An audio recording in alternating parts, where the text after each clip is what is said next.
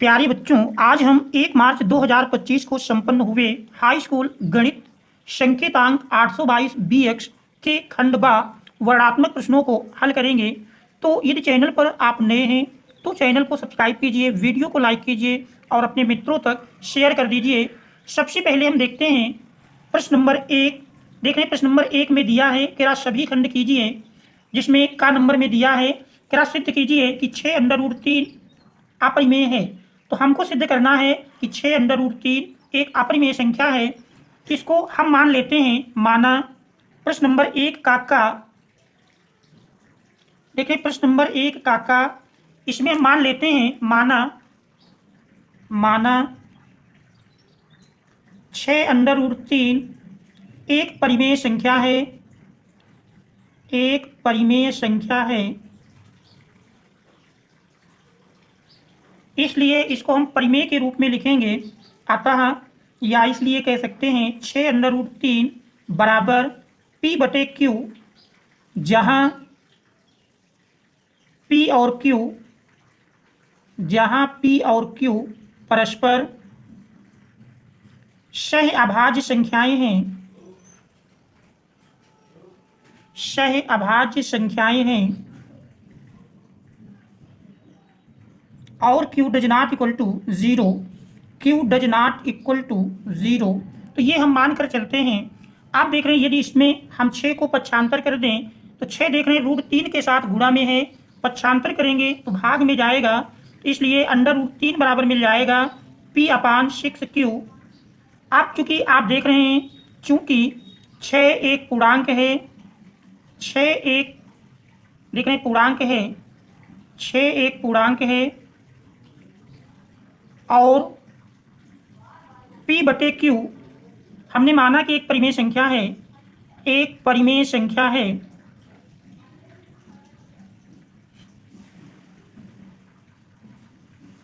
अब देख रहे हैं P/6Q अर्थात दो परिमेय संख्याओं का भागफल, जिसमें हर की संख्या यदि डज नॉट इक्वल टू 0 है तो फिर उनका भागफल भी एक परिमेय संख्या होता है।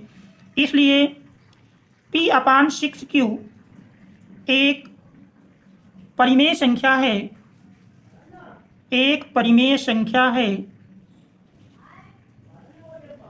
अब चूंकि इसमें हम देख रहे हैं, हमने सिद्ध किया कि P/6Q एक परिमेय संख्या है और यही P/6Q बराबर देख रहे हैं √3 के है। अतः √3 भी एक परिमेय संख्या होगी, एक परिमेय संख्या होगी। परंतु हम जानते हैं कि √3 एक अपरिमेय संख्या है, परंतु √3 एक अपरिमेय संख्या है, अपरिमेय संख्या है। परंतु हम जानते हैं कि √3 एक अपरिमेय संख्या है, परंतु √3 एक अपरिमेय संख्या है, अपरिमेय संख्या है।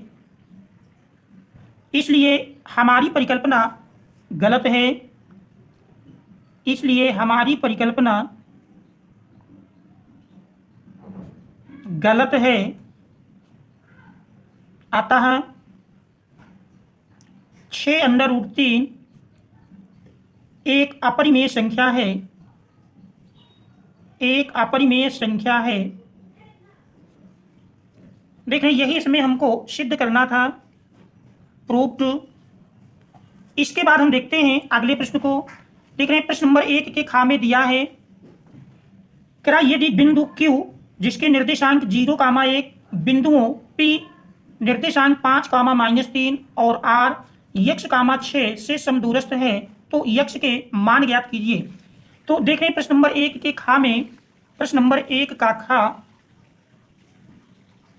तो बिंदु Q जिसका निर्देशांक देख रहे हैं 0,1, मान लीजिए बिंदु Q देख रहे हैं, मान लेते हैं बिंदु Q है और इस बिंदु Q का निर्देशांक दिया है 0,1 और देख रहे हैं अन्य दो बिंदु दिए हैं P जिसका निर्देशांक 5,-3, एक बिंदु P है जिसका निर्देशांक 5,-3 और दूसरा बिंदु R दिया है जिसके निर्देशांक यक्स कामा 6 से के राशि समदूरस्थ है, अर्थात क्योंकि इस बिंदु P से और बिंदु R से ये दोनों दूरियां समान दी हैं, अर्थात PQ बराबर QR ये दिया है। तो ऐसी स्थिति में हमको क्या यक्स के मान ज्ञात करना है। तो जो अज्ञात राशि यक्स है इसका मान ज्ञात करना है।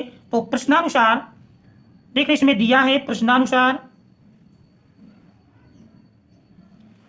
PQ बराबर QR। आप देख रहे हैं दो बिंदुओं के बीच की दूरी का यदि फार्मूला लगाएं, देख रहे हैं क्योंकि PQ बराबर QR है इसलिए इनका यदि स्क्वायर कर दिया जाए तो भी दोनों बराबर होंगे। दोनों का हम स्क्वायर कर देते हैं तो अब दूरी में हमको अंडर रूट नहीं लगाना होगा। देख रहे हैं PQ इन दोनों बिंदुओं के बीच की दूरी लिखेंगे तो x1 माइनस x2 अर्थात 5 माइनस 0 का होल स्क्वायर, 5 माइनस 0 का होल स्क्वायर प्लस फिर देख रहे हैं y1 माइनस 3 है माइनस y2 1 दिया है 1 का होल स्क्वायर बराबर QR। देखें इन दो बिंदुओं के बीच की दूरी लिखेंगे तो x1 minus x2, x1 y1 हम x6 को मान लेते हैं और x2 y2 0 1 के तो x माइनस 0 का होल स्क्वायर प्लस 6 माइनस 1 का होल स्क्वायर। आप देखें इसको सरल करेंगे 5 माइनस 0 5 का स्क्वायर प्लस देखें माइनस 3 माइनस 1 माइनस 4 बन जाएगा माइनस 4 का स्क्वायर बराबर x माइनस 0 x का स्क्वायर प्लस 6 माइनस 1 6 से 1 घटाएंगे 5 मिल जाएगा 5 का स्क्वायर। अब हम देख रहे हैं 5 का स्क्वायर दोनों ओर से कैंसिल हो जाएगा तो इस प्रकार से माइनस 4 का स्क्वायर 16 बराबर x स्क्वायर या वर्गमूल लेंगे तो x बराबर प्लस माइनस 4। तो ये हमारा इस दिए हुए प्रश्न का आंसर हो जाएगा x बराबर प्लस माइनस 4। ये प्रश्न नंबर 1 के खा का आंसर होगा क्योंकि x का मान पूछ रहा था तो x का मान प्लस माइनस 4 मिलता है। इसके बाद हम देखते हैं अगले प्रश्न को। देखिए प्रश्न नंबर 1 के गा में दिया है क्या वह अनुपात ज्ञात कीजिए जिसमें YH बिंदुओं 5 माइनस 6 और माइनस 1 माइनस 4 को जोड़ने वाले रेखाखंड को विभाजित करता है। इसमें हमको वह अनुपात ज्ञात करना है जिसमें क्या YH बिंदुओं 5 माइनस 6 और माइनस 1 माइनस 4 को जोड़ने वाले रेखाखंड को विभाजित करता है। तो हम देखते हैं प्रश्न नंबर 1 का गा। तो देख रहे हैं प्रश्न नंबर 1 के गा में, प्रश्न नंबर 1 का गा देखिए वो अनुपात ज्ञात करना है जिसमें क्या YH देख रहे हैं यदि हम इन बिंदुओं का निरूपण करें। देखिए पहले हम इसमें चतुर्थांश बनाते हैं, x अक्ष की धन दिशा x अक्ष की ऋण दिशा, y अक्ष की धन दिशा और y अक्ष की देख रहे हैं ऋण दिशा। अब इसमें YH बिंदुओं 5 कामा माइनस 6 देख रहे हैं 5 माइनस 6 दर्शाएंगे तो ये हमारा चौथे चतुर्थांश में आएगा। देख रहे हैं x अक्ष की धन दिशा में 5 है, y अक्ष की ऋण दिशा में देख रहे हैं माइनस 6 तो ये बिंदु मान लेते हैं 5 माइनस 6 है और इस बिंदु का नाम हम a दे देते हैं। तो a का निर्देशांक है 5 कामा माइनस 6। फिर देख रहे हैं दूसरा बिंदु है माइनस 1 कामा माइनस 4 देख रहे हैं माइनस 1 माइनस 4। देख रहे हैं बिंदु b जिसका निर्देशांक दिया है माइनस 1 कामा माइनस 4। अब प्रश्न कह रहा है कि YH इन दो बिंदुओं को जोड़ने वाले रेखाखंड को विभाजित करता है। देख रहे हैं इन दो बिंदुओं को जोड़ने वाले रेखाखंड को देख रहे हैं मान लीजिए बिंदु YH को P बिंदु पर विभाजित करता है और इस P बिंदु का निर्देशांक चूंकि YH में स्थित बिंदु में आप जानते हैं भुज का मान 0 होता है और कोटि का मान लेते हैं y है और ये अनुपात मान लेते हैं m1 और m2 के अनुपात में अंतः विभाजित करता है। अब आप जानते हैं कोई भी रेखा YH को जहाँ काटेगी वहाँ x बराबर 0 होता है, बस इसी कंडीशन का हमको प्रयोग करना है। इससे देख रहे हैं बिंदु का अनुपात हमारा निकल आएगा। तो देखते हैं प्रश्न नंबर 1 के गा को। देख रहे हैं प्रश्न नंबर 1 का गा, रेखाखंड AB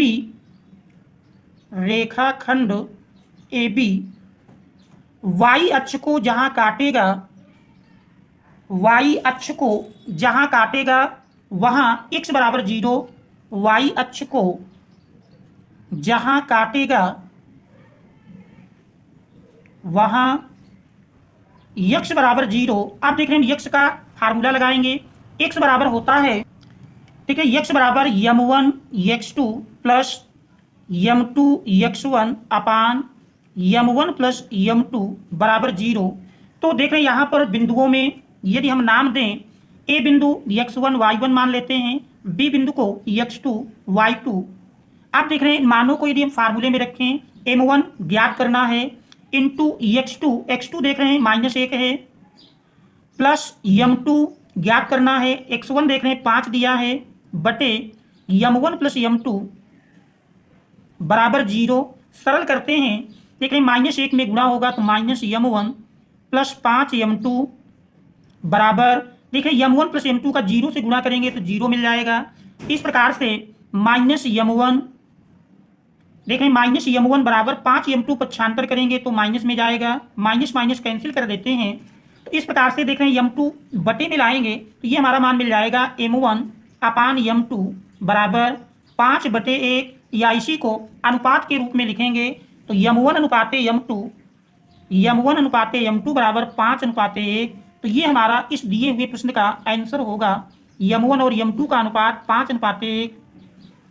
इसके बाद हम देखते हैं अगले प्रश्न को। देख रहे हैं हमारा अगला प्रश्न दिया है प्रश्न नंबर 1 का घा। देख रहे हैं प्रश्न नंबर 1 के घा में क्या सिद्ध कीजिए कि √1 minus cos theta upon 1 plus cos theta बराबर cosec theta minus cot theta. तो ये हमको सिद्ध करना है। तो देखते हैं प्रश्न नंबर 1 का घा। देख रहे हैं प्रश्न नंबर 1 के घा में प्रश्न है हमारा √1 minus cos theta upon 1 plus cos theta बराबर cosec theta minus cot theta.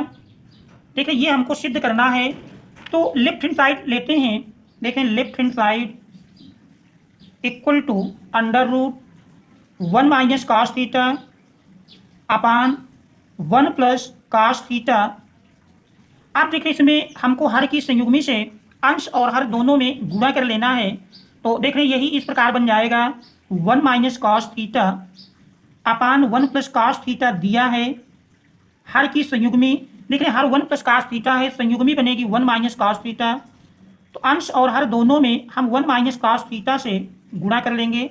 तो देख रहे हैं अब इसको यदि हम सरल करेंगे अंडर रूट, अंश में देख रहे हैं 1 माइनस cos थीटा का 1 माइनस cos थीटा से गुणा होगा, होल स्क्वायर बन जाएगा 1 माइनस cos थीटा का होल स्क्वायर बटे हर में देख रहे हैं प्लस माइनस वर्गांतर होगा, 1 का square 1 minus cos square theta. आप देख रहे हैं इसको सरल करेंगे, सरल करने पर देख रहे हैं यही बराबर मिल जाएगा, 2 घात का वर्गमूल लेंगे 1 घात आ जाएगा 1 माइनस cos थीटा बटे फिर देखते हैं 1 माइनस cos स्क्वायर थीटा बराबर sin स्क्वायर थीटा होता है। सर्वसमीका से यदि इसका मान लिखें, हमारी सर्वसमीका है sin square theta plus cos square theta बराबर 1। देखें इसी का प्रयोग करके यदि इसमें cos स्क्वायर थीटा पक्षांतर करेंगे तो 1 माइनस cos स्क्वायर थीटा बराबर sin स्क्वायर थीटा मिलेगा। आप देखें sin स्क्वायर थीटा का वर्गमूल लेंगे तो 2 घात का वर्गमूल 1 घात मिल जाएगा 1 माइनस cos थीटा बटे sin थीटा। देख रहे हैं अलग अलग कर लेंगे, 1 बटे sin थीटा, 1 बटे sin theta minus cos theta बटे sin थीटा,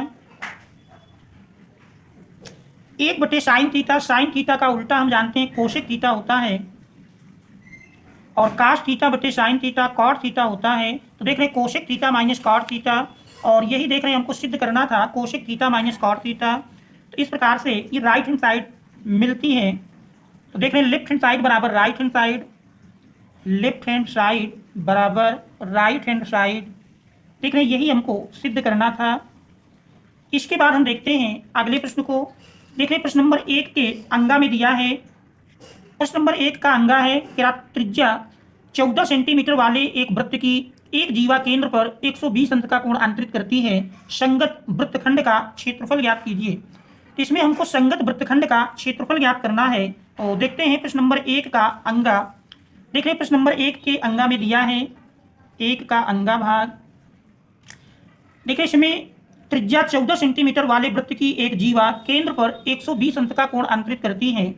तो देख रहे हैं यदि इसका हम फिगर बनाएं, देख रहे हैं इसका इस प्रकार से यदि आप चित्र बनाते हैं, 14 सेंटीमीटर त्रिज्या का वृत्त दिया है और इसमें कह रहा कोई जीवा केंद्र पर 120 अंश का कोण बनाती है।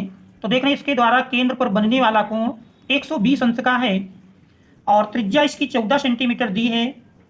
केंद्र ओ जीवा ए बी, हमको इसमें ज्ञात करना है क्या संगत वृत्तखंड का क्षेत्रफल ज्ञात कीजिए। तो इसमें देखें तो संगत वृत्तखंड हमारा ये भाग मिलता है, इस भाग का क्षेत्रफल ज्ञात करना है। संगत वृत्तखंड का क्षेत्रफल हम जानते हैं फार्मूला होता है संगत वृत्तखंड का क्षेत्रफल बराबर, देख रहे हैं, संगत वृत्तखंड का क्षेत्रफल बराबर आर स्क्वायर पाई थीटा बटे 360 माइनस 1/2 साइन थीटा। तो देख रहे हैं ये संगत वृत्तखंड का फार्मूला है। इस फार्मूले में हम मान रख देंगे थीटा बराबर, देख रहे हैं 120 अंश है, थीटा का मान 120 अंश और त्रिज्या आर बराबर 14 सेंटीमीटर। देख रहे हैं ये दो मान दिए हैं, त्रिज्या आर का मान 14 सेंटीमीटर और थीटा बराबर 120 अंश। अब हम फार्मूले में मान रख देंगे, देखिए आर स्क्वायर, आर का मान 14 है, 14 का स्क्वायर, 14 का स्क्वायर अर्थात 14 गुणे 14 लिख सकते हैं, इनटू पाई थीटा देख रहे हैं 120 अंश है, 120 अंश बटे 360 अंश माइनस 1/2 साइन 120 अंश। आप देख रहे हैं इसको हम सरल कर लें, 120 से 360 काटेंगे, 12 तिहाई 36। इस प्रकार से देख रहे हैं पाई का मान भी रख दें तो यही बराबर हमारा मिल जाएगा 14 गुणे 14 गुणे, देख रहे हैं पाई का मान 22/7 और देख रहे हैं बटे में 3 है, माइनस 14 गुणे 14 गुणे 1/2 और साइन 120 अंश का मान हम जानते हैं √3/2, साइन 60 का मान ही होता है। आप देख रहे हैं सरल कर लेंगे, 7 दूनाई 14।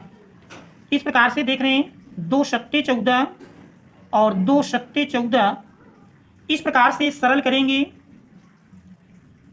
देख रहे हैं 22 दूनी 44, तो 14 गुणे 44 बटे 3 माइनस, देख रहे हैं 7 सता 49 √3।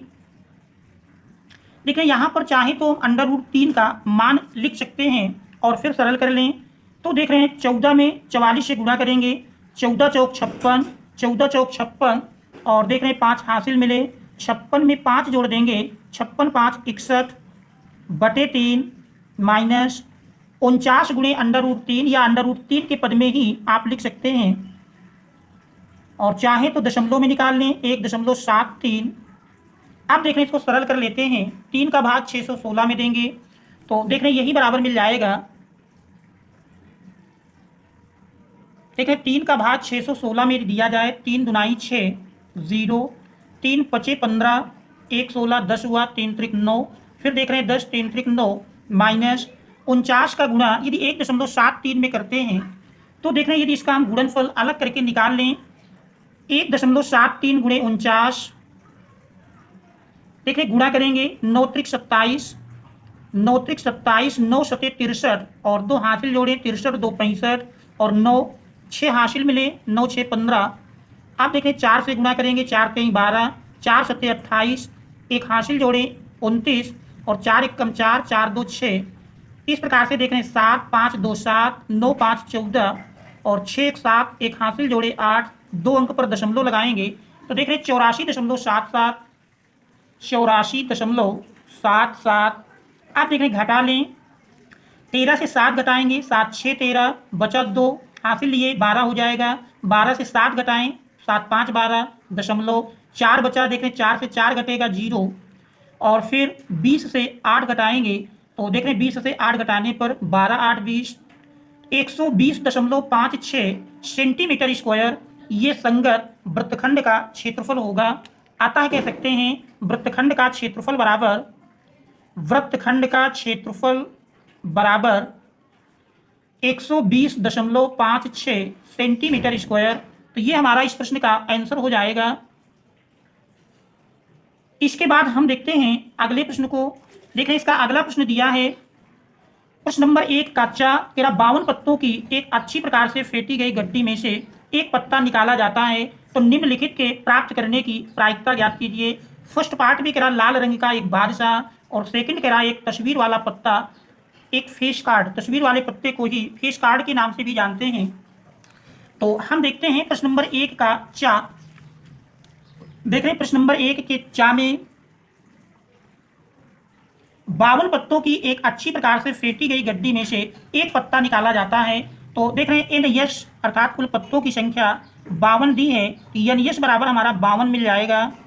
और इसके साथ ही देख रहे हैं निम्नलिखित के प्राप्त करने की प्रायिकता फर्स्ट पार्ट में करा है लाल रंग का एक बादशाह। तो लाल रंग के बादशाह, कुल बादशाह हम जानते हैं 4 होते हैं, जिसमें लाल रंग के 2 होते हैं।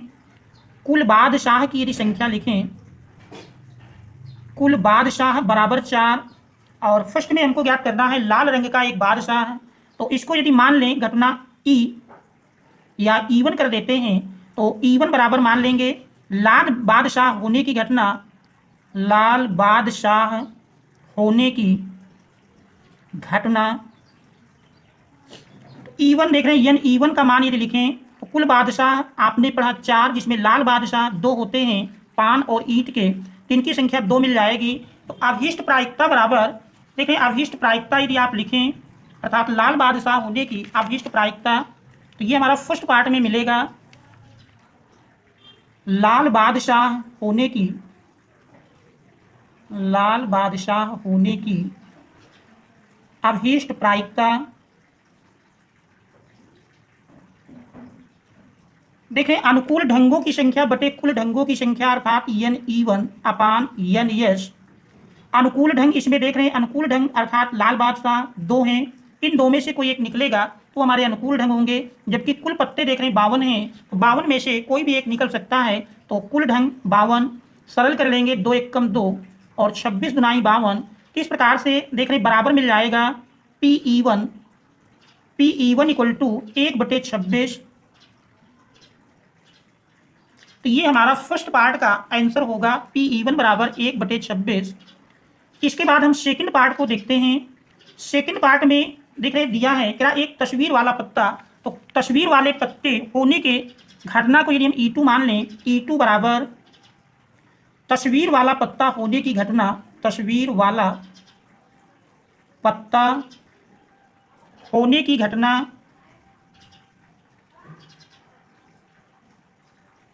इस प्रकार से तस्वीर वाले पत्तों की संख्या हम जानते हैं 12 होती है, तो यन E2 बराबर मिल जाएगा 12।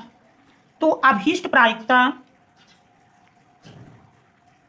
अभीष्ट प्रायिकता बराबर PE2, देख रहे हैं PE2 बराबर लिखें तो यन E2 अपान यन यस, मान रख देंगे यन E2 देख रहे हैं 12 है और यन यस का मान 52 है, 2 से काट देंगे, 2 छंग 12 और देख रहे हैं 26 दुनाई 52, फिर 2 से काटेंगे, 2 तिहाई 6, 13 दुनाई 26। तो अभीष्ट प्रायिकता PE2 बराबर देख रहे हैं PE2 बराबर 3/13। तो ये हमारा इस सेकंड पार्ट का आंसर होगा। देखिए सेकंड पार्ट में आंसर 3/13 और फर्स्ट पार्ट का आंसर देख रहे हैं 1/26 के बराबर मिला है। इस प्रकार से पहले के 4 पार्ट का ये आंसर होगा। अब हम देखते हैं प्रश्न नंबर 2 को। देख रहे हैं प्रश्न नंबर 2 पे दिया है, हमारा अगला प्रश्न नंबर 2 है। देखिए प्रश्न नंबर 2 में कह रहा है निम्नलिखित में से कोई 5 खंड हल कीजिए जिसमें का नंबर में 2.5 सेंटीमीटर त्रिज्या के एक वृत्त की 4 सेंटीमीटर लंबी एक जीवा PQ, P और Q पर स्पर्श रेखाएं परस्पर एक बिंदु T पर प्रतिच्छेद करती हैं, तो TP की लंबाई ज्ञात कीजिए। हमको इसमें TP की लंबाई निकालना है। तो देखते हैं प्रश्न नंबर 2 के का को। देखिए प्रश्न नंबर 2 के का में 2.5 सेंटीमीटर त्रिज्या का एक वृत्त है। सबसे पहले हम 2.5 सेंटीमीटर त्रिज्या का एक वृत्त बनाते हैं। आप देख रहे हैं इस वृत्त में एक 4 सेंटीमीटर लंबी जीवा PQ है, तो ये मान लीजिए PQ एक जीवा है जिसकी लंबाई 4 सेंटीमीटर दी है। PQ बराबर 4 सेंटीमीटर ये दिया है, PQ बराबर 4 सेंटीमीटर और वृत्त का केंद्र यदि O माने तो देख रहे हैं इसमें त्रिज्या दी है 2.5 सेंटीमीटर, तो त्रिज्या की माप 2.5 सेंटीमीटर। अब आगे कह रहा P और Q पर स्पर्श रेखाएं। आप देख रहे हैं P और Q बिंदुओं पर स्पर्श रेखा खींची जा रही हैं, P बिंदु पर, और देख रहे हैं Q बिंदु पर स्पर्श रेखा खींचें तो दोनों कह रहा है एक दूसरे को T बिंदु पर मिलती हैं। ये दोनों T बिंदु पर प्रतिच्छेद करती हैं, परस्पर एक बिंदु T पर प्रतिच्छेद करती हैं। TP की लंबाई ज्ञात करना है। हमको इसमें TP का मान निकालना है। TP की लंबाई क्या होगी, देख रहे हैं ये हमको इसमें ज्ञात करना है। तो देखते हैं यदि OQ को भी हम मिलान कर लें और OT को यदि हम मिलाते हैं, देख रहे हैं यदि OT को मिलान करें, आप जानते हैं स्पर्श रेखा के स्पर्श बिंदु पर खींची गई त्रिज्या स्पर्श रेखा पर लंब होती है। इस कंडीशन से यदि आप देखेंगे तो ये हमारा बनने वाला कोण समकोण होगा, अर्थात कोण OPT बराबर 90 अंश का मिल जाएगा, क्योंकि स्पर्श रेखा के स्पर्श बिंदु पर खींची गई त्रिज्या स्पर्श रेखा पर लंब होती है। देखिए स्पर्श रेखाएं जिस बिंदु पर प्रतिच्छेद करती हैं उस बिंदु को केंद्र से मिलाने वाली रेखा संगत जीवा पर लंब होती है और ये हमारी रेखा इस कोण को भी समद्विभाजित करती है। और देखें समद्विभाजक रेखा, इसलिए इस बिंदु का नाम यदि हम आर दे दें तो ओ आर इस पी क्यू पर लंब होगा। ऐसे स्थिति में देख रहे हैं ये कोण हमारा 90 अंश मिल जाएगा और ये जीवा समद्विभाजित होगी। जीवा पी क्यू 4 सेंटीमीटर है, ये दो में विभक्त हो जाएगी।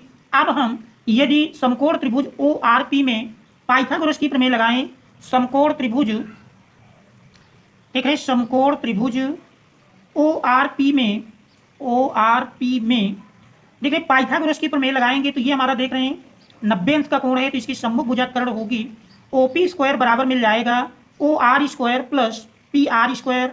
मान रख देंगे ओपी देख रहे हैं 2.5 है, 2.5 का स्क्वायर बराबर ओ आर हमको निकालना है प्लस पी आर देख रहे हैं 2 है, 2 का स्क्वायर। इसको सरल करेंगे तो सरल करने पर 2.5 का स्क्वायर करते हैं तो देख रहे हैं 6.25 कि 25 का स्क्वायर 625, 2 अंक पर दशमलव लगाएंगे बराबर ओ आर स्क्वायर प्लस 2 का स्क्वायर 4। देखिए 4 को यदि हम पक्षांतर कर लें तो ओ आर स्क्वायर बराबर 6.25 माइनस 4 घटाएंगे। देखिए 6.25 से 4 घटाएंगे 2.25। अब हम दोनों ओर का वर्गमूल ले लें तो ओ आर बराबर देख रहे हैं 2.25, 15 का स्क्वायर 225 होता है, 1.5 सेंटीमीटर मिल जाएगी ओ आर की माप। अब देख रहे हैं त्रिभुज ओ पी आर और त्रिभुज देख रहे हैं ओपीटी में, यदि हम देखें त्रिभुज ओपीटी में देख रहे हैं त्रिभुज ओपीआर और त्रिभुज ओटीपी में ये आप देखें तो देख रहे हैं ओपीटी का कोण पी 90 अंश है जबकि ओआरपी में ये कोण 90 अंश है और ये कोण देख रहे हैं दोनों में उभयनिष्ठ है। ऐसी स्थिति में आप देख रहे हैं इस त्रिभुज का तीसरा कोण अर्थात देख रहे हैं ये कोण और इस त्रिभुज के आप देख रहे हैं शेष ये कोण बचता है तो इस कोण के बराबर मिल जाएगा। इस प्रकार से दोनों त्रिभुज समरूप हैं। अब समरूप त्रिभुज की संगत भुजाएं समान अनुपात में होती हैं, इसी प्रतिबंध को हम लगाएंगे तो देख रहे हैं त्रिभुज ओपीटी समरूप है। त्रिभुज देख रहे हैं ओ के संगत ओ दोनों में उभयनिष्ठ है, ओ के संगत ओ ही मिलेगा। फिर देख रहे हैं पी नाम आ रहा है, पी 90 अंश है और इसमें देख रहे हैं आर 90 अंश है तो आर मिल जाएगा पी के संगत और टी के बराबर देख रहे हैं पी कोण है तो पी रख देंगे। इस प्रकार से दोनों त्रिभुज समरूप हैं। अब समरूप त्रिभुज की संगत भुजाएं समान अनुपात पे होती हैं, इसी प्रतिबंध का हम प्रयोग करेंगे तो देख रहे हैं इस प्रतिबंध के प्रयोग से मिल जाएगा। हमको ज्ञात करना है सबसे पहले टीपी की लंबाई। तो एक तरफ टीपी लिखते हैं, बड़े त्रिभुज में देख रहे हैं टीपी आ रही है। टीपी यदि देखें तो इस त्रिभुज ओपीटी में कोण ओ की सम्मुख भुजा है टीपी अपान देखें छोटे त्रिभुज में इसके संगत भुजा देखेंगे क्योंकि इस कोण की सम्मुख भुजा है और इस कोण के बराबर देखें तो छोटे त्रिभुज में भी क्योंकि ये दोनों में उभयनिष्ठ है यही बराबर होगा। छोटे त्रिभुज में इसकी संगत भुजा देखें पी आर मिल रही है तो TP upon P R equal to फिर देख रहे हैं इसमें अब हम यदि बड़े त्रिभुज में देखें तो बड़े त्रिभुज में देख रहे हैं हमारी बड़े त्रिभुज में यदि आप देखें तो ये भुजा ज्ञात है जो कि कोण टी की सम्मुख भुजा है। तो यदि हम ओपी को लेते हैं ओपी अपान और टी के सम्मुख देख रहे हैं छोटे त्रिभुज में यदि देखें तो आपका ये कोण है इसकी सम्मुख भुजा ओ आर है। अब ये सारे मानों को रख देंगे और सरल करेंगे। टीपी देख रहे हैं निकालना है पी आर की माप आप देख रहे हैं पी आर 2 सेंटीमीटर है तो टीपी बटे 2 बराबर ओपी वृत्त की त्रिज्या है 2.5 बटे ओ आर देख रहे हैं हमने निकाला 1.5 दशमलव हटा देंगे। अब सरल करते हैं तो 5 × 5 = 25, 5 × 15। इस प्रकार से टीपी बराबर मिल जाएगा देख रहे टीपी बराबर 2 भाग में है गुणा में ले लेंगे तो 5/3 × 2 5 देख रहे हैं 5 दूनाई 10 बटे 3 दशमलव में लिखते हैं तो टीपी बराबर देख रहे हैं 3.33 सेंटीमीटर। तो ये टीपी की लंबाई होगी। ये हमारा इस प्रश्न का आंसर हो जाएगा। इसके बाद हम देखते हैं अगले प्रश्न को।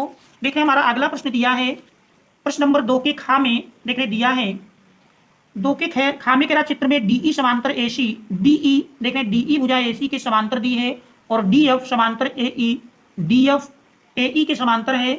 तो सिद्ध करना है बीएफ समांतर देख रहे बीएफ बटे एफई बराबर बीई बटे ईसी। ये हमको इसमें सिद्ध करना है। तो देखते हैं प्रश्न नंबर 2 के खा को। देख रहे प्रश्न नंबर 2 का खा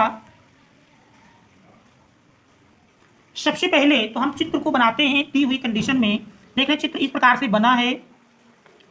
देख रहे चित्र को हम देखें तो चित्र इस प्रकार से बना है।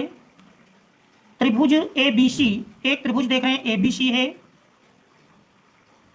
त्रिभुज A B C, A B C. फिर देख रहे हैं डी और ई, इन दो बिंदुओं को आपस में मिलाया गया है, डी ई। फिर देख रहे हैं एक डी एफ भी,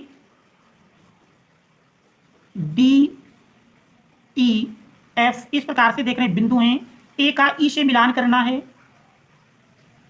और देख रहे हैं इतने भुजाओं को मिलाया गया है। और इसमें कंडीशन यदि आप देखें, कंडीशन देख रहे दी है तेरा डी ई समांतर ए सी, तो ये डी ई भुजा ए सी के समांतर है।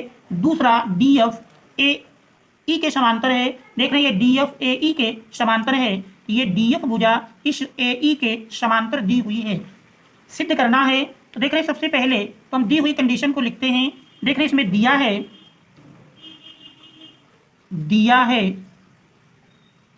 देख रहे हैं कह रहा चित्र में, देख रहे कंडीशन दी है कह रहा चित्र में डी ई समांतर ए सी और डी एफ समांतर ए ई, तो ये हम दिया है के अंतर्गत लिखते हैं। फिर देख रहे हैं आगे सिद्ध करना है, सिद्ध कीजिए या सिद्ध करना है। देख रहे दिया है B F upon F E, B F upon F E equal to B E upon E C, ये हमको सिद्ध करके लाना है। देखिए इसमें रचना कुछ करनी नहीं है, सीधे हम उत्पत्ति में आएंगे।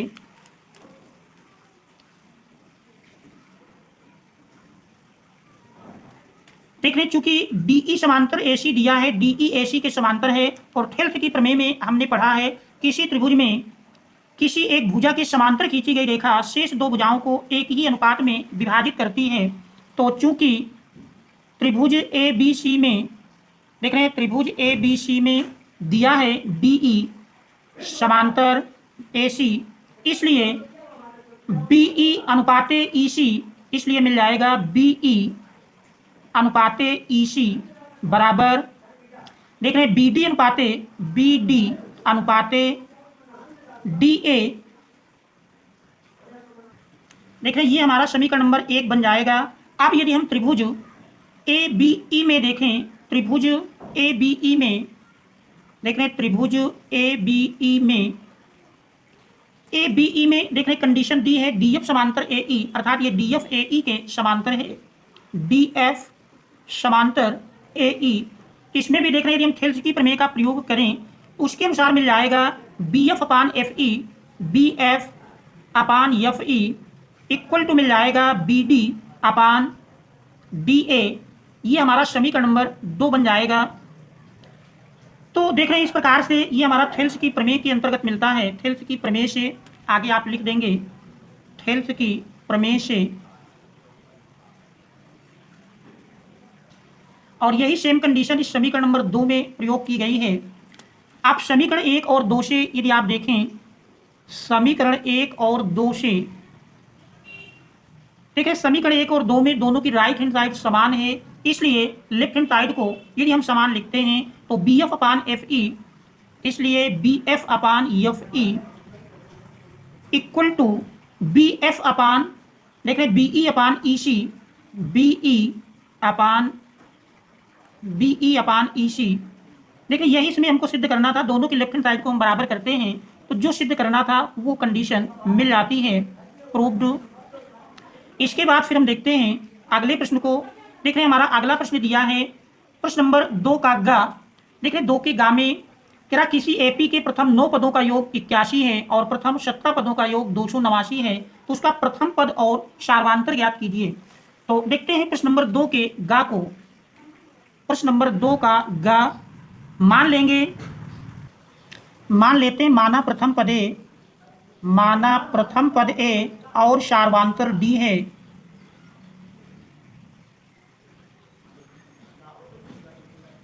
तो इस प्रकार से देखने इसमें दिया है क्या प्रथम 9 पदों का योग 81 है, अर्थात यस 9 ये बराबर हमारा 81 दिया है। लेकिन 9 पदों के योग का सूत्र यदि लगाते हैं और एक कंडीशन 17 पदों का योग 289 दिया है, यस 17 बराबर 289 आप देख रहे थे हम 9 पदों के योग का सूत्र लिखें। इन पदों के योग का सूत्र जानते हैं, यशयन बराबर होता है n/2 2a plus n-1 into D. देखिए इसी फार्मूले में इस 9 चूंकि 81 दिया है, इस 9 का सूत्र लगाएंगे तो 9/2 इंटू 2a प्लस 9-1 डी बराबर, देख रहे यही 81 के दिया है। सरल करेंगे, सरल करने पर देख रहे हैं 9/2 इंटू देख रहे हैं 2a प्लस 9 से 1 घटाएंगे 8, 2 कामन कर लें, 2 को हम कामन कर लेते हैं, बचेगा a प्लस देख रहे 8, 2 बाहर निकाल लिए, 2 चौको 8, 4 बचता है बराबर 81। देख रहे 2 कैंसिल कर देंगे, 9 को पक्षांतर कर दें, a प्लस 4d बराबर 81/9, 9 9 81। तो देख रहे हैं इस प्रकार से a प्लस 4d बराबर 9, ये हमारा पहला समीकरण बन जाता है। फिर देख रहे हैं दूसरी कंडीशन, 17 पदों का योग 289 दिया है, इसका फार्मूला लगाएंगे, यस 17 बराबर 289। देख रहे हैं S 17 17/2 into 2a plus 17-1 16d बराबर 289। देख रहे हैं 17/2, 2 कामन कर लेंगे, a प्लस 8d बराबर 289। देख रहे हैं 2 से 2 कैंसिल कर देंगे, 17 को पक्षांतर करेंगे, a प्लस 8d बराबर 289/17, 17 17 हम 289, a प्लस 8d बराबर 17। ठीक है, ये दूसरा समीकरण बन जाएगा। अब इन दोनों समीकरणों को हम हल करके a और d का मान निकाल लेंगे। देख रहे हैं पहला समीकरण है a प्लस 4d बराबर 9, 2 के पास ही लिख लेते हैं, a प्लस 4d बराबर 9। देख रहे हैं ये हमारा पहला समीकरण है। यदि दूसरे से पहले को घटाएंगे, घटाने में देख रहे हैं चिन्ह बदल जाएंगे, a प्लस माइनस कैंसिल हो जाएगा, 8d से 4d घटाएंगे तो देख रहे हैं 8d से 4d घटाने पर 4d मिलेगा, 4d बराबर देख रहे हैं 17 से 9 घटाएंगे, 9 8 17। इस प्रकार से d बराबर देख रहे हैं 8/4, 4 गुनाई 8, d का मान 2 के बराबर मिल जाता है। अब इस d के मान को समीकरण 1 में रख दें, d का मान समीकरण 1 में रखने पर, d का मान समीकरण 1 में रखने पर देख रहे समीकरण 1 में मान रख देंगे, समीकरण 1 है a प्लस 4d, d का मान देख रहे हैं 2 मिला है बराबर 9। इस प्रकार से a बराबर 9 माइनस देख रहे हैं 4 गुनाई 8, 9 से 8 घटाएंगे 1 मिल जाएगा, a बराबर 1 आता है। देख रहे हैं a बराबर 1 और d बराबर 2, तो ये हमारा इस दिए हुए प्रश्न का आंसर होगा। इसके बाद हम देखते हैं अगले प्रश्न को। देख रहे हैं हमारा अगला प्रश्न दिया है प्रश्न नंबर 2 का घ, तेरा द्विघात बहुपद x² - 5 के शून्य ज्ञात कीजिए और शून्यकों तथा गुणांकों के बीच के संबंध की सत्यता की जांच कीजिए। तो देखते हैं प्रश्न नंबर 2 के घ को। देख रहे हैं प्रश्न नंबर 2 के घ में दिया है द्विघात बहुपद है x² - 5 और इसके हमको शून्य ज्ञात करना है। सबसे पहले इसके हम गुणनखंड कर लेते हैं। देख रहे हैं x² x का होल स्क्वायर माइनस 5 को √5 का स्क्वायर लिख सकते हैं। आप देख रहे हैं एक ब्रैकेट प्लस में बन जाएगा x प्लस √5 और दूसरा ब्रैकेट माइनस में x माइनस √5। शून्य ज्ञात करने के लिए दोनों को क्रमशः एक एक बार 0 के बराबर करेंगे। तो देख रहे हैं शून्य के लिए देख रहे पहले हम x प्लस √5 को 0 के बराबर करते हैं तो x बराबर मिल जाएगा -√5 और यदि x माइनस √5 बराबर 0 तो x बराबर √5। अतः बहुपद के शून्यक, अतः द्विघात बहुपद के शून्यक, द्विघात बहुपद के शून्यक बराबर मिल जाएंगे। देख रहे हैं एक शून्यक √5 और दूसरा शून्यक -√5। एक तो हमारा ये इस प्रश्न का आंसर होगा। इसके बाद हमको शून्यकों और गुणांकों के बीच संबंध के सत्यता की जांच करना है। सबसे पहले हम शून्यकों का योगफल यदि लिखें, देख रहे हैं शून्यकों का योगफल, शून्यकों का योगफल बराबर देख रहे हैं दोनों शून्यकों को जोड़ेंगे √5 प्लस -√5। देख रहे हैं √5 प्लस -√5 कट करके देख रहे हैं 0 के बराबर मिलेगा और बटे में हम 1 लिख सकते हैं। अब यहाँ पर यदि देखें द्विघात बहुपद में देख रहे हैं x का गुणांक 0 ही है और 1 जो है x² का गुणांक है, इसको हम लिख सकते हैं यही बराबर होगा शून्य है एक्स स्क्वायर का गुणांक, बल्कि यक्स का गुणांक बटे यक्स स्क्वायर का गुणांक एक्स स्क्वायर का गुणांक। तो देख रहे हैं इस प्रकार से। अब यदि हम शून्यकों का गुणनफल लिखें, शून्यकों का गुणनफल, दोनों को देख रहे हैं गुणा करेंगे, √5 इंटू माइनस √5, देख रहे हैं यही बराबर मिल जाएगा -5, और बटे में हम 1 लिख सकते हैं। तो -5 यदि देखें तो देख रहे हैं अचर पद है, और एक हमारा एक्स स्क्वायर का गुणांक, तो -5 देख रहे हैं ये हमारा अचर पद है, अचर पद बटे यक्स स्क्वायर का गुणांक। तो देख रहे हैं इस प्रकार से शून्यकों और गुणांकों के संबंध की सत्यता की जांच हो जाती है। तो यही हमारा इस प्रश्न का आंसर होगा। इसके बाद हम देखते हैं अगले प्रश्न को। देखें अंगा नंबर में दिया है कि निम्नलिखित सारणी 35 नगरों की साक्षरता दर प्रतिशत में दर्शाती है, माध्य साक्षरता दर ज्ञात कीजिए। देखिए 2 कॉलम बने हैं, साक्षरता दर प्रतिशत में, दूसरा नगरों की संख्या है, इसमें हमको माध्य साक्षरता दर ज्ञात करनी है। तो हम देखते हैं प्रश्न नंबर 2 के अंगा भाग को। देख रहे हैं प्रश्न नंबर 2 के अंगा में दिया है, प्रश्न नंबर 2 का देख रहे हैं अंगा भाग। देख रहे हैं इसमें सबसे पहला कॉलम हम वर्ग अंतराल का बनाते हैं।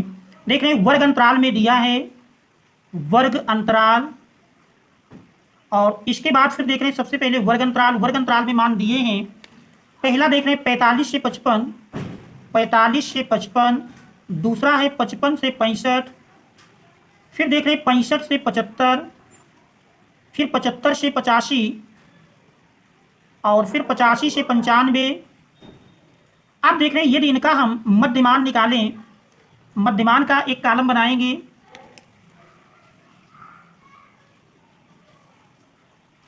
देखिए मध्यमान के लिए 55 से 45 घटाते हैं, देख रहे हैं 10 मिलेगा, फिर 10 का हम आधा कर लें 5, और सारी निम्न सीमाओं में 5 जोड़ देंगे तो मध्यमान मिल जाएगा। 45 में 5 जोड़ेंगे देख रहे हैं 50, 55 में 5 जोड़ेंगे 60, 65 5 70, 75 में 5 जोड़ें 80, 85 5 90। तो देख रहे हैं ये मध्यमान x, जिसको हम प्रतीक में x लिखते हैं, ये x का एक मान मिल जाता है।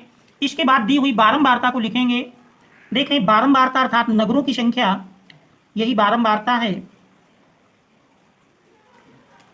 देखिए पहले में 3 दिया है, फिर 10 है, 11, 8 और 3। अब हम बारंबारता के लिए देखते हैं प्रतीक f आता है, f गुणे x का एक कॉलम और बनाएंगे। लेकिन इन दोनों का आपस में हम गुणा करके लिखेंगे। 50 में 3 से गुणा करते हैं, 5 नहीं 15, देख रहे हैं 150। 60 में 10 से गुणा करेंगे, 60 दाम 600। 11 में 70 से गुणा करेंगे, 11 सते 77। इसके बाद देख रहे हैं 80 में 8 से गुणा करेंगे, 8 अठाई 64। फिर देख रहे हैं 90 में 3 से गुणा करेंगे, 9 त्रिक 27, 270। अब हमको सिग्मा एफ और सिग्मा एफ एक्स 2 कॉलमों का योग निकालना है। पहले हम सिग्मा एफ ज्ञात कर लेंगे, इसके बाद सिग्मा एफ एक्स। देखिए बारंबारताओं का योग यदि निकालते हैं तो 3 1 4, 4 3 7, 8 15। देख रहे हैं हासिल इसमें 1 मिला, 1 1 2, 2 1 3, 35 सिग्मा एफ का मान। सिग्मा एफ एक्स यदि निकालें तो देख रहे हैं 0, और इसके बाद 5 5 7 12, 12 4 16, और 16 7 23, हासिल 2 मिला, 2 1 3, 3 6 9, 9 7 16, 16 6 22, 22 2 24। अब हम माध्य का फार्मूला लगाएंगे। तो देख रहे हैं माध्य x बार बराबर जानते हैं, माध्य का फार्मूला है x bar equal to sigma F X upon sigma F. मान रख देंगे। सिग्मा एफ एक्स देखने मिला है 2430 बटे 35। अब देख रहे हैं 5 से विभाजित होता है, 5 से विभाजित कर लेंगे, 5 सत्ते 35, 5 चौको 20, 4 43 हुआ, 5 अट्ठे 40, फिर देख रहे हैं 6, 5 अट्ठे 40, 3 43, 30 हुआ, और 30 में देख रहे हैं 5 छक्का 30, तो 486 बटे 7। अब इसको यदि हम और सरल करें, देख रहे हैं 486 बटे 7, 7 का भाग यदि दे दें तो देख रहे हैं 7 छंग 42, 7 छंग 42, 42 6 48, 66 हो जाएगा, और 7 9 63, 3 66, देख रहे हैं 30 हुआ, 7 चौक 28, फिर 7 दुनाई 14। तो इस प्रकार से लगभग देख रहे हैं 7 दुनाई 14, 6 20 60 हुआ, फिर 7 सत्ता 49, 7 अठे 56। लगभग कह सकते हैं माध्य x बार बराबर 69.42। तो ये हमारा इस दिए हुए प्रश्न का आंसर होगा। देख रहे हैं, ये हमारा इस दिए हुए प्रश्न का आंसर होगा। इसके बाद फिर देख रहे हैं अगले प्रश्न में दिया है, निम्नलिखित सारणी किसी अस्पताल में एक विशेष वर्ग में भर्ती हुए रोगियों की आयु को दर्शाती है। इन आंकड़ों के बहुलक और माध्यक ज्ञात कीजिए। तो इन दिए हुए आंकड़ों का हमको माध्यक और बहुलक ये दोनों मान ज्ञात करना है। तो देखते हैं प्रश्न नंबर 2 के चा भाग को। देख रहे हैं 2 के चा भाग में दिया है प्रश्न नंबर 2 का चा।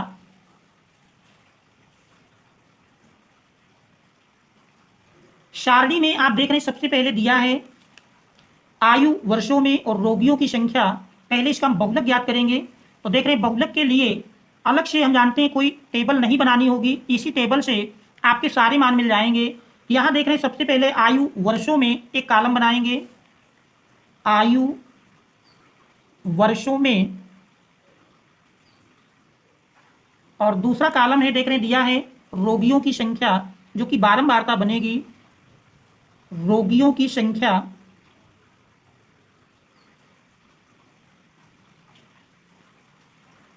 आप देख रहे हैं इसमें जो आयु के मान दिए हैं 5 से 15, फिर 15 से 25, 25 से 35 से लेकर देख रहे हैं 55 से 65 तक है।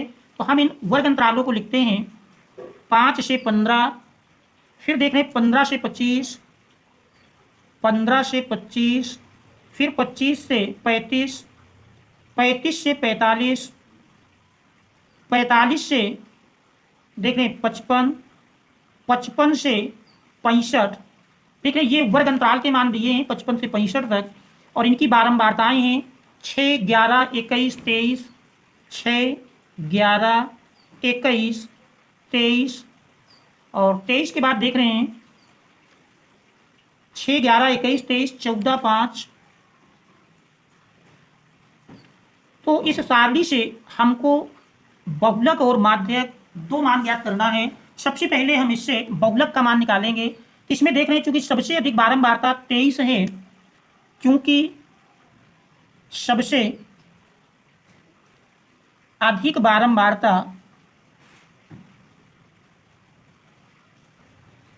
23 है, और 23 देख रहे हैं वर्ग अंतराल 35 से 40 की है, इसलिए बहुलक वर्ग 35 से 40 होगा। इसलिए बहुलक वर्ग 35 से 45 होगा। आप यहां पर देख रहे हैं बहुलक वर्ग की निम्न सीमा, ये हमारा बहुलक वर्ग बनेगा।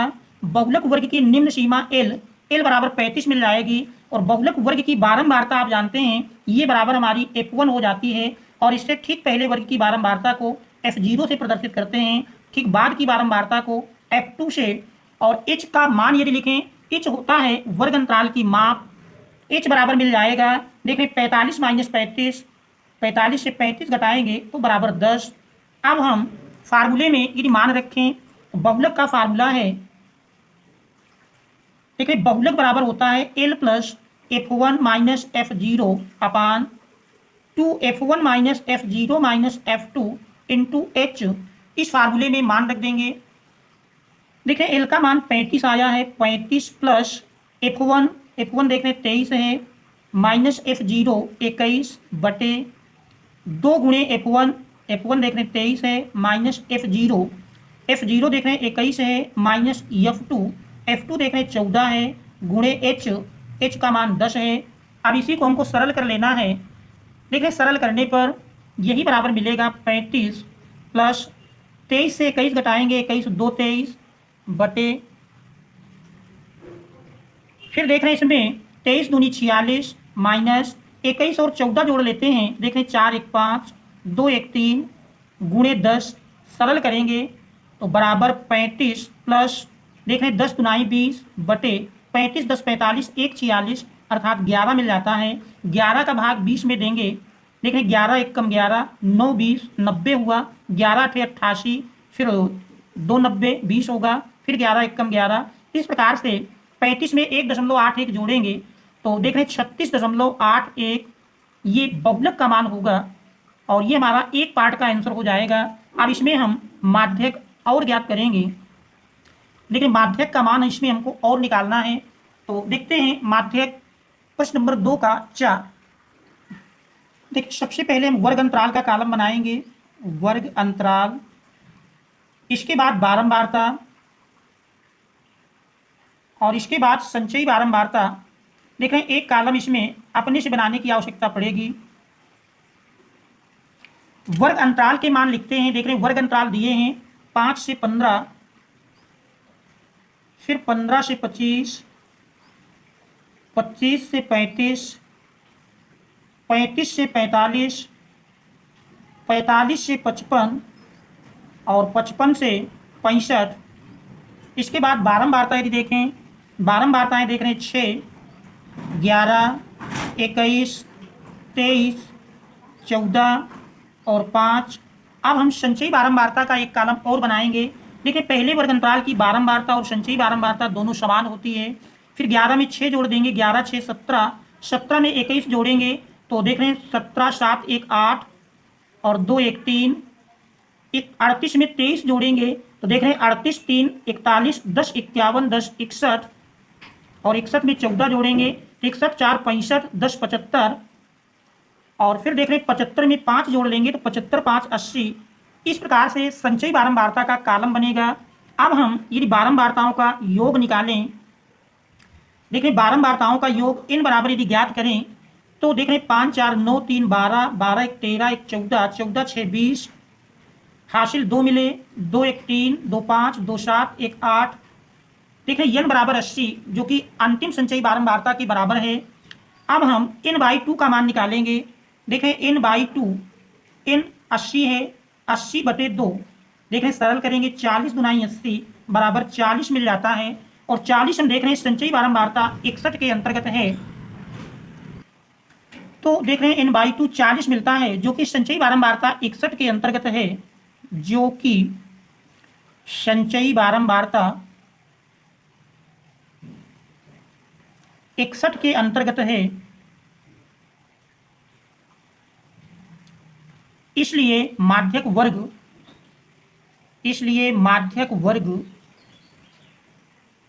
देखिए माध्यक वर्ग हमारा 35 से 45 मिलेगा, 35 से 45 है। आप देख रहे हैं इसके आधार पर यदि हम माध्यक वर्ग की निम्न सीमा, क्योंकि माध्यक वर्ग हमारा 35 से 45 है, तो माध्यक वर्ग की निम्न सीमा l बराबर 35 मिल जाएगी और माध्यक वर्ग की बारंबारता f माध्यक वर्ग से ठीक पहले वर्ग की संचयी बारंबारता को CF से प्रदर्शित करते हैं और वर्ग अंतराल की माप निकालें। h बराबर देख रहे हैं मिल जाएगा, h का मान मिलेगा 45 से 35 घटाएंगे, h बराबर देख रहे हैं 45 माइनस 35 बराबर 10। अब हम माध्यिका का फार्मूला लगाएंगे। माध्यिका का फार्मूला हम जानते हैं, देख रहे हैं माध्यक बराबर होता है, माध्यक बराबर L plus n/2 minus CF अपान F इंटू H। इस फार्मूले में मान रखेंगे। देखें L का मान 35 दिया है प्लस n/2 40 माइनस CF बराबर देख रहे हैं 38 मिला है बटे F का मान देख रहे हैं 23 है इंटू H बराबर देख रहे हैं 10 है। अब इसको सरल करते हैं, सरल करने पर देख रहे हैं 35 प्लस 40 से 38 घटाएं 2 गुणे 10 बटे 23। तो देख रहे हैं 35 प्लस 10 दुनाई 20 बटे 23। 23 का भाग यदि 20 में देंगे तो देख रहे हैं ये हमारा मिल जाएगा 35 प्लस देख रहे हैं पहले तो हमारा 0 बार जाएगा, 23 का भाग यदि आप 20 में देते हैं तो देख रहे हैं 0.0। अब यदि आप देखेंगे तो देख रहे हैं 8 दुनाई 16, 8 3 24, 8 दुनाई 16, 2 18 और 9 बार में देख रहे हैं ज़्यादा हो जाएगा, 8 बार ले जाएंगे, 8 3 24, 8 दुनाई 16, 16 2 18 घटाएंगे 10 से 4 घटा 6 और बचा ये हमारा 9 से 8 घटाएं 1 16 0 लग गया। अब देख रहे हैं 7 दुनाई 14, 7 3 21 देख रहे हैं 7 3 21 और 7 दुनाई 14 और 14 2 16 161 मिल जाएगा। तो लगभग कह सकते हैं 7 बार जाएगा तो 0.87। इस प्रकार से 35.87 ये माध्यक का मान होगा।